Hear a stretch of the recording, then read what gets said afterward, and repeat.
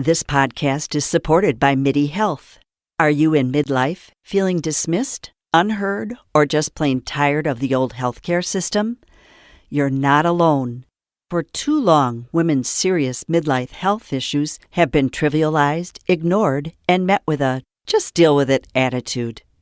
Many of us have been made to feel ashamed or forgotten. In fact, even today, 75% of women seeking care for menopause and perimenopause issues are left entirely untreated. But here's the powerful truth. It's time for a change. It's time for MIDI. MIDI is not just a healthcare provider. It's a women's telehealth clinic, founded and supported by world-class leaders in women's health. What sets MIDI apart? We are the only women's telehealth brand covered by major insurance companies, making high-quality expert care accessible and affordable. Our clinicians provide one-on-one, face-to-face consultations where they truly listen to your unique needs. We offer a full range of holistic, data-driven solutions, from hormonal therapies and weight loss protocols to lifestyle coaching and preventative health guidance. This isn't one-size-fits-all care. This is care uniquely tailored for you. At MIDI, you will join our patients who feel seen, heard, and prioritized. You will find that our mission is clear: to help all women thrive in midlife, giving them access to the health care they deserve. Because we believe midlife isn't the middle at all. It is the beginning of your second act. Ready to feel your best and write your second act script? Visit joinmidi.com today to book your personalized insurance-covered virtual visit. That's joinmidi.com. MIDI, the care women deserve. You're listening to the Archaeology Podcast Network.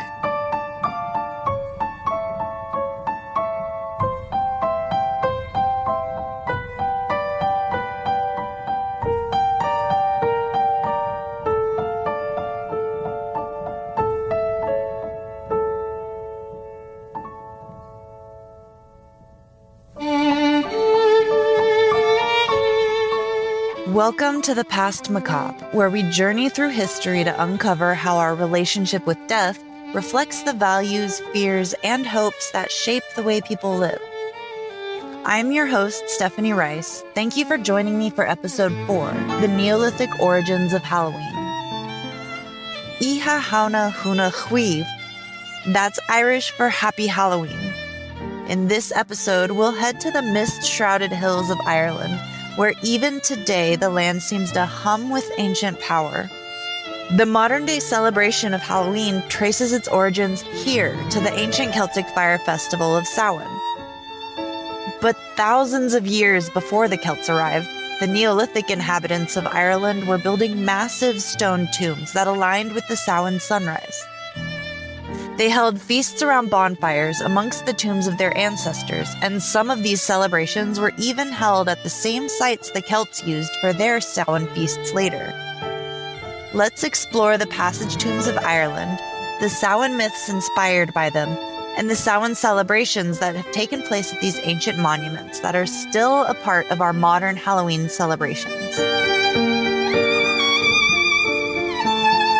Humanity first stepped onto the Emerald Isle around 10,000 BCE when the Ice Age glaciers receded enough to make it possible. At first, people lived in nomadic bands beneath the shadows of ancient forests, following the availability of food and moving as the seasons dictated. Then during the Neolithic period, between about 4,000 and 2,500 BCE, people transitioned from a nomadic lifestyle to settled farming communities. This is also when humans began to leave their lasting mark on the landscape we now call Ireland. As the first domestic herding animals like sheep, goats, and cattle began arriving and more people began farming crops, many of the large ancient forests that had been here since before humanity were cleared for farmland. With this shift in lifestyle and landscape came a new relationship with death, and burials became larger and more elaborate. 4 different architectural styles of megalithic tombs were used during this time. The largest of these we call passage tombs. Over 200 of these passage tombs still dot the Irish landscape today, and it's likely there are still more waiting to be discovered. Clearing the forests in ancient times allowed for them to be built on high ground, like hilltops or ridges, and they would have been seen from quite a distance. In fact, many of the passage tombs were built to be visible from one another. Settlements were on the lower land nearby, allowing the dead to watch over the living and the living to see and remember the dead. These passage tombs held many people, though it's unclear how everyone within is connected. They could have been all just the entire community. They could have been a singular family. They could have been just the elites from the community. The majority of those interred in passage tombs during the Neolithic period were cremated, and sometimes with personal artifacts such as ivory beads, pendants, or clay pots even. After cremation, their remains were added to the remains of their predecessors into a large, shallow stone basin that was placed within the passage tombs. These monuments are named for their long, narrow entrance passages with a low ceiling that requires visitors to stoop for about 20 to 50 feet or 6 to 15 meters as they enter the passageway. Once inside the main part of the tomb, it opens up into a central chamber constructed from large stone blocks that rise into a corbelled ceiling. Corbelling is a method of stacking large stones in circular rows in a way so that each level hangs over the last just a little bit. This makes the ceiling more narrow with each row, and it creates a round vaulted chamber inside of the tomb. Once the top was narrow enough, the remaining hole was covered with a single slab of stone. The structure was then covered by a mound of earth, giving the tomb its characteristic rounded, hill-like appearance that we see today. It was then surrounded by a curb cairn, which are circles built with massive stones around the central mound. These tombs were most often built in complexes that had multiple passage tombs, standing stones, water wells, and several single-person megalithic tombs, and sometimes even houses were close nearby. Many of those complexes also have smaller cairns that have no evidence that they were used for burials, though their use is still unclear. Often there were carvings of intricate patterns like concentric circles or the spiraled triskelion. These designs have become the most recognizable part of modern Celtic art, but they predate the Celts by over 1,000 years. Many of these tombs were aligned to the solstices. Newgrange, for example, is one of the most visited passage tombs in Ireland, and it's aligned so that the rays of the winter solstice illuminate the inner chamber through the passage. These types of alignments are fairly common around the world because the solstice can be measured by anyone willing to dedicate a few years of tracking the sun to note when it rose furthest to the north and then furthest to the south. However, curiously, some of these Neolithic tombs, like the ones we'll explore, are aligned to sunrise or sunset on days that are roughly halfway between the solstices and equinoxes. The Celts who moved into the region later called these days Imbolc, Beltane, Lunasa, and Samhain. Just like the monumental funerary complexes of Egypt, the construction of these monuments would have required an impressively well-organized workforce. There would have been people who were essentially architects to design the massive corbelled central chambers and the long passageways. As with most stone structures throughout Ireland, these are dry stone structures, which means that they were built without any mortar. This requires planning and adjusting calculations as the construction progressed to ensure the stones fit together close enough to utilize friction and gravity. This method is what allowed them to withstand the elements better and to keep them in place for millennia. The Irish landscape is very rocky, so quarrying wasn't necessary, but they would have still needed a large number of masons to gather and break up the stones to the sizes that they needed to ensure that the wall was stable. Astronomers would have been needed to calculate the celestial alignments of the tombs based on observations made over years. Artists would have been called on to make the intricate art found all over these megalithic monuments, and general laborers would have been needed to move materials around, assist with placing the stones, cooking for the large workforce, and to support wherever else they were needed. Supervisors or administrators would have been needed to organize everyone effectively. It would have been a very, very large operation supported by a large network. Depending on how long it took to construct it, these people may have all been working all at once, or they may have been working with very few groups slowly over time. The construction of passage tombs stopped around 3100 BCE, and megalithic construction seems to have ended altogether in Ireland by about 1800 BCE. As the centuries passed, these tombs were reused and reinterpreted by successive generations, and their origins began to fade from the public memory. During this time, Celtic peoples were migrating westward towards the Atlantic. The exact definition of Celtic has been a hot topic of debate between linguists and archaeologists. Even J.R.R. Tolkien weighed in on it and scolded his colleagues for the broad definition of Celtic during one of his lectures at Oxford. There have been Roman documents found that seem to identify specific clans or tribes that the people themselves identified with, but they aren't very detailed and have inconsistencies from source to source. To add to the confusion, a mythological version of these events was written down hundreds of years later by Christian monks. They altered the oral tales that had been passed down for generations to make them more Christianized. The non-supernatural elements of these tales were later taken as fact by 19th century Irish writers and historians.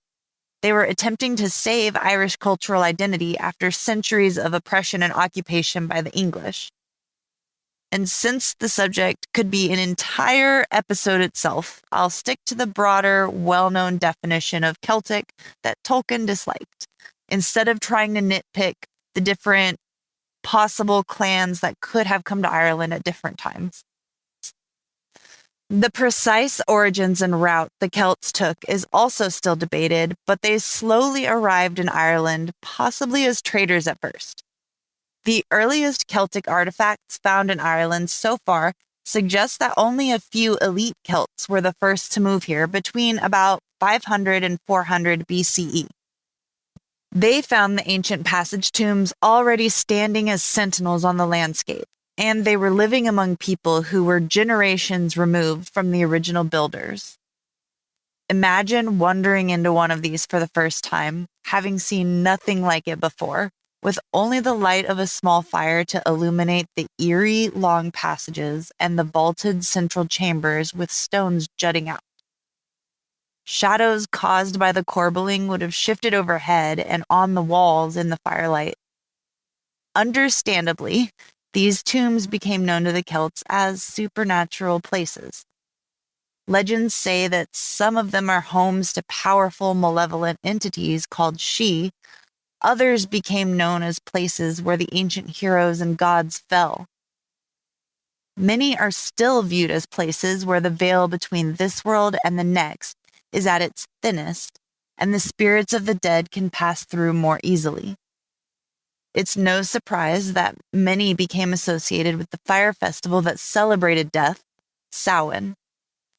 Samhain is the Irish Gaelic name for the month of November, and fittingly, it means summer's end. It's a liminal time when the days shorten, but the winter solstice hasn't yet arrived. The oldest forms of Samhain festivals were likely to mark the day when herds were brought from their summer pastures to either be kept in small enclosures over the winter or killed for food. Any food that couldn't be stored would lead to feasts in celebration of a bountiful year. There is archaeological evidence at several Neolithic sites of large amounts of animal bones and bonfires. For the ancient Celts, it was the beginning of the new year, not the end. It was, and still is, seen as a time when the world of the living and the world of the dead intertwine. Their celebrations began at sunset on October 31st, which they called Ihahauna, which means Samhain night. They believed that this was the only time when the spirits of those who had died in the year since the previous Samhain were able to cross over into the other world, or the land of the dead and the gods. They would gather at some of these passage tombs and hold feasts around bonfires to honor their departed and protect themselves from malevolent spirits. According to the Irish mythology that was written down by Christian monks around 1000 CE, many pivotal events happened on Samhain night. The Morrigan, an ancient Irish Celtic goddess of war, death, and fertility, was associated with the holiday. It was said that on Samhain night was when she met her lover, the Dagda, leader of the gods. According to another myth, the warrior goddess Queen Maeve launched a surprise attack against one of the ancient kingdoms on Samhain. When she arrived, she cast a curse that incapacitated the defending army. Cú Chulainn, one of the most famous heroes of the Irish myth, single-handedly held off her army for months while his allies recovered. Later, he was mortally wounded in a different battle and died on Samhain with the Morrigan perched on his shoulder in the form of a raven. Samhain was also known as the day that the mythical Tuatha De Danann defeated the demonic sea-dwelling Fomorians and freed themselves from their tyranny. Some researchers have theorized that the legends of the Fomorians were a monstrous embodiment of the death winter can bring, and that they may have been the inspiration behind monsters becoming part of Halloween celebrations. Maybe some of these myths included remnants of the oral stories that the pre-Christian Celts told around the Samhain bonfires. They could even hold small clues to the beliefs that the Neolithic people held, passed on to the Celts that they lived alongside and had families with. But we obviously have no writing or distinctive art to give us definitive answers to these questions. Now, let's explore some of these Neolithic passage tombs the ancient Celts incorporated into their myths and celebrations. About 80 kilometers or 50 miles northwest of Dublin is a site called Loch Crew, named for the 17th century Loch Crew estate that once claimed the land where these Neolithic cairns lie. The land gently rises up into 4 hills here that form the highest point in the entire area. This site is also known as Siomh na Caille, meaning Hill of the Witch or Hag. The Cailleach is almost always depicted as an old woman, and she is a goddess associated with winter, cattle, deer, and rocky mountainous places. According to myth, the cairns were formed from the stones that she dropped from her apron as she jumped from hilltop to hilltop. There are 32 cairns in total marking passage tombs across these hills, but only a few have been excavated so far. They were built in the Neolithic period, but some were reused into the Iron Age, about 3,000 years after their original construction. The hill furthest to the west is called Carnbine West, and it has the highest concentration of cairns. One of these, Cairn L, as it's called by archaeologists, has a very unique standing stone, and unlike any other passage tombs, this stone is within the passage tomb itself. It's a 2-meter or 6.5-foot tall white limestone pillar with spirals and cup and ring marks carved into it. It's known as the Whispering Stone, though no one remembers why anymore. There are similar stones a few miles away known as the Speaking Stones that locals say used to be ancient oracles. Maybe it's the same for the Whispering Stone, but its oracular origin has now been lost. Next to it, there's a nook within the chamber that holds a large stone basin for cremated remains. It was carved too, and behind it there's a large stone wall that has some of the most intricate carvings at all of Loch Crew. On the first sunrise after Samhain night, the light enters the burial chamber and illuminates the Whispering Stone. As the sun rises more, the rays move across to the back wall and make the carvings stand out despite the low light within the chamber. It would be amazing if we knew what sorts of rituals took place here in the light of the first dawn of the new year. Next, we'll take a look at the hill furthest to the east. According to the origin myth of the Siomh na Caille, this final hill was what caused the death of the Cailleach. This hill is further away from the other 3, and it turned out to be too far for the Cailleach. She fell to her death and was buried in the spot that she fell. There was a large passage tomb on top of the hill where she allegedly fell that's now called Cairn Y. Perhaps this was the tomb of the witch.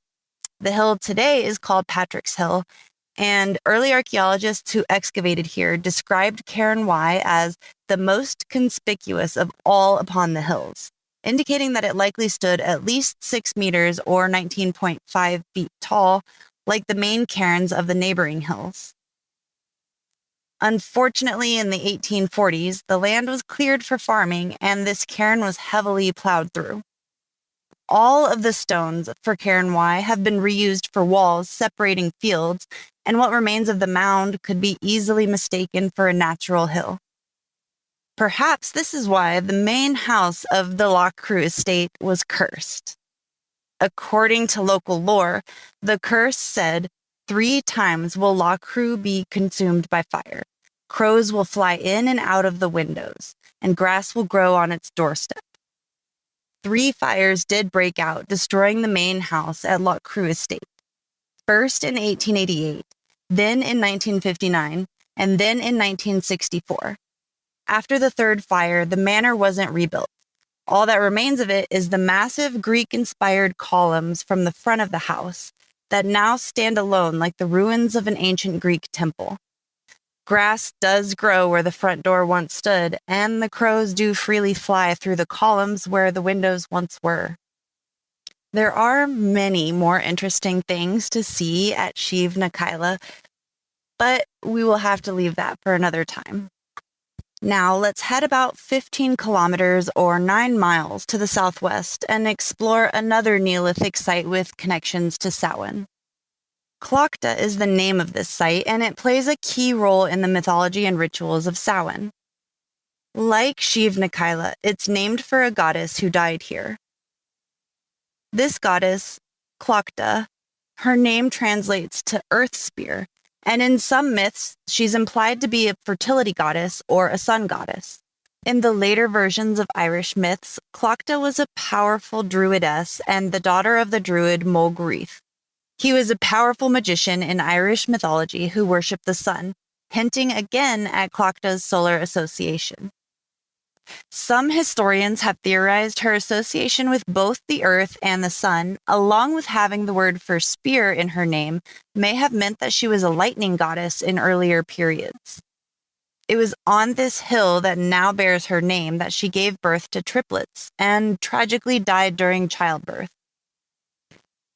It's said that she was buried here at the center of the hill, and her 3 sons went on to become legendary archdruids and warriors that Irish kings would later claim as part of their ancestry. The myth of Clochta represents the cyclical nature of life and death. Her tragic story mirrored the seasonal changes that were celebrated during Samhain. Her death represents the end of the year, and her children live on just as the new year does. According to texts that were written much later, Clochta's death on the hill became part of the Samhain night rituals, which were centered around the lighting of a sacred fire. Each year on Samhain, all of the fires in Ireland were said to be extinguished except for the bonfire on Clochta. The people would carry torches from the sacred fire to rekindle all the others across the hills and the valley. It was said that this symbolized the sun's fading power as winter approached, and this flame would protect the people of Ireland from the dark of winter. It was also said that this was where trick-or-treating comes from. Animal sacrifices were made to appease the spirits, and Celts believed that if no offering was made, there would be supernatural consequences. It's not clear exactly when, but at some point these potential supernatural consequences manifested as pranks that people played on one another on Samhain night.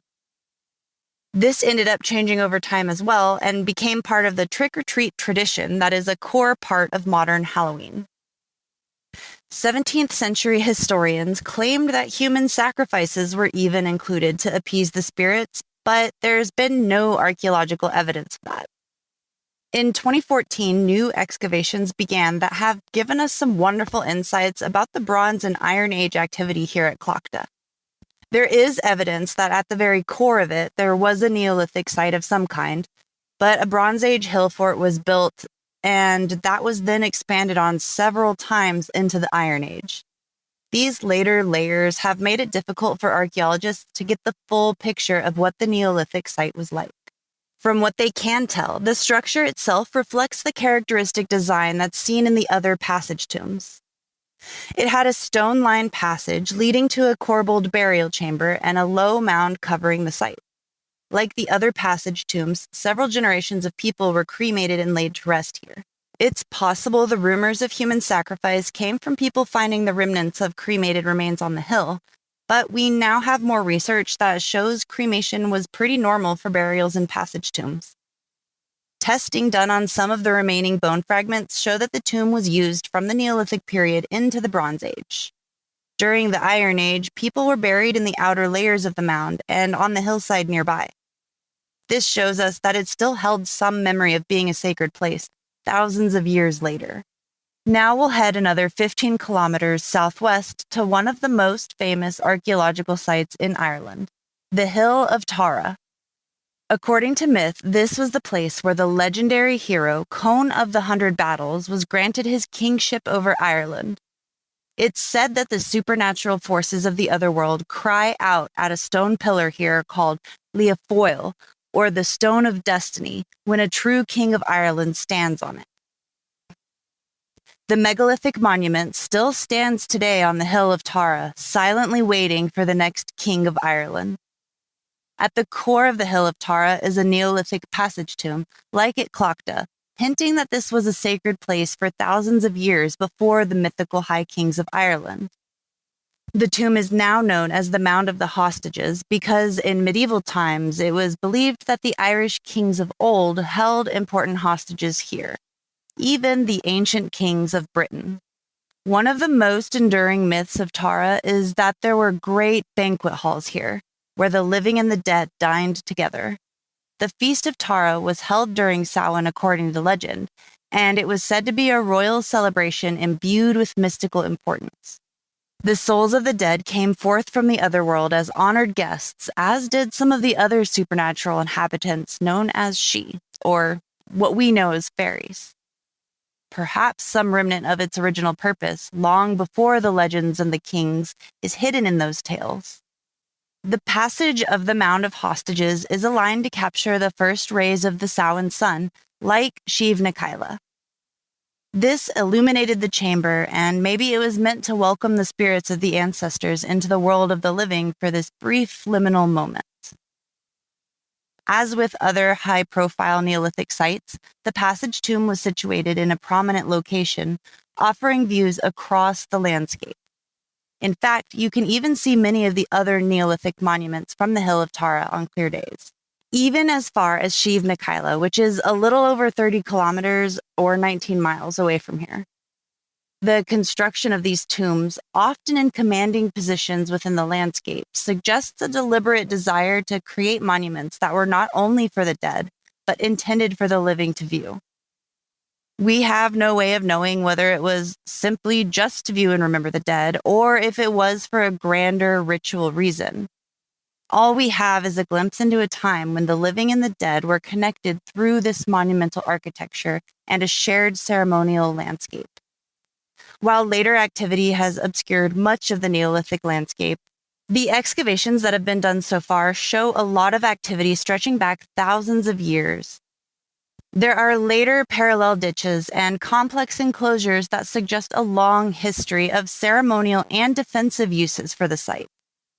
Advanced surveying techniques such as remote sensing and LiDAR are being used to identify even more possible enclosures and structures that intersect with the main monument. Hopefully soon, more excavations at these previously unknown structures will reveal more of the secrets of Tara to us. As Christianity spread through Ireland in the 5th century, the Church attempted to replace these pagan traditions with its own religious holidays and stop the ceremonial activity that was happening at the original sites. November 1st became All Saints' Day, and November 2nd became All Souls' Day, both intended to replace the pagan celebrations honoring the dead. But the old traditions of Samhain persisted, and over time, the festival of Samhain blended with Christian customs. Eventually, the night before All Saints' Day, now known as Halloween, became a time of monsters, ghost stories, costumes, and trick-or-treating. As we've seen, many of these elements of modern Halloween have their roots in the ancient Irish traditions of Samhain, like the ancient stories of monsters.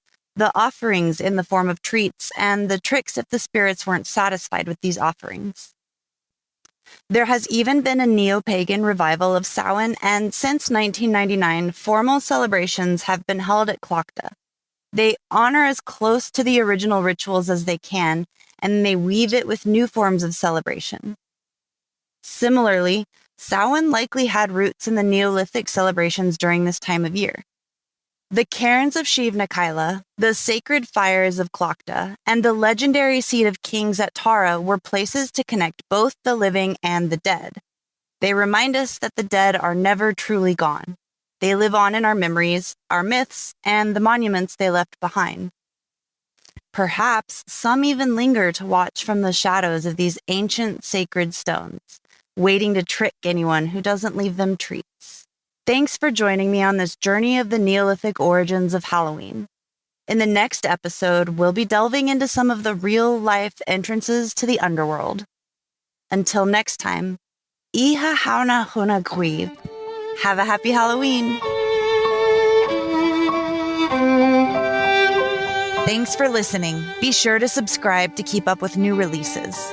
Please leave a rating and a comment. That helps the show reach others who may be interested in the past macabre. For access to bonus content from all Archaeology Podcast Network shows, become a member at archpodnet.com/members. That's archpodnet.com/members. You can find show notes for this and other episodes at archpodnet.com/TPM.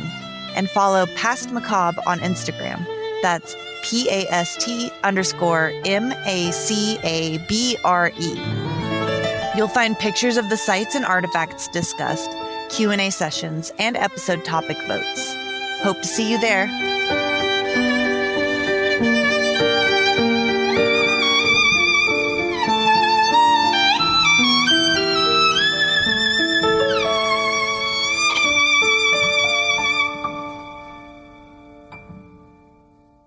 This episode was produced by Chris Webster from his RV traveling the United States, Tristan Boyle in Scotland, DigTech LLC, Culturo Media, and the Archaeology Podcast Network, and was edited by Rachel Roden. This has been a presentation of the Archaeology Podcast Network. Visit us on the web for show notes and other podcasts at www.archpodnet.com. Contact us at chris@archaeologypodcastnetwork.com.